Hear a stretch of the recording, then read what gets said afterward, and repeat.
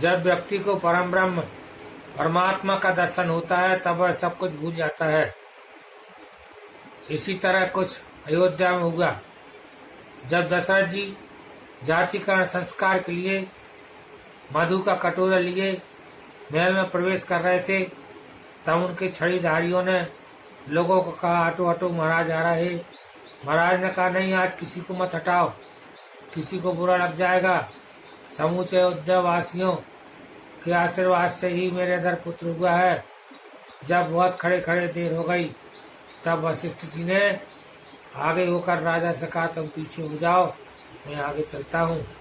आगे चले। वशिष्ठ जी का बहुत सम्मान था, लोगों ने जगह दे दी, स्थान दे दिया। वशिष्ठ जी पहुंचे। जब पुत्र को सहज चटाने लगे दशरथ जी, उनने वशिष्ठ जी से कहा कि मंत्र पढ़िए। तब उन्होंने कहा, मैं मंत्र क्या पढ़ूं, मैं तो अपना नाम भी भूल गया हूँ। मंत्र तो केवल परमात्मा को प्राप्त करने का साधन है, और जब परमात्मा मिल जाते हैं तब मंत्र की आवश्यकता नहीं होती है और परम ब्रह्म परमात्मा जी से मिलते हैं और इतना आनंद हो जाता है कि वह संसार को भूल जाता है। जो व्यक्ति संसार को भूलता है परमात्मा ही उसे मिलते हैं, अन्यथा नहीं मिलते। परमात्मा के मिलने के बाद कुछ भी बाकी नहीं रह जाता।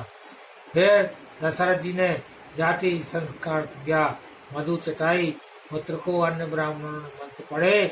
संस्कारों से जीवन पवित्र होता है। पहले 16 संस्कार होते थे, लेकिन अब तो 2 संस्कार ही बचे हैं, केवल अंतिम संस्कार और विवाह संस्कार। विवाह संस्कार में भी लोग धार्मिक रीति रिवाजों को ठीक तरह से निर्वाह नहीं करते।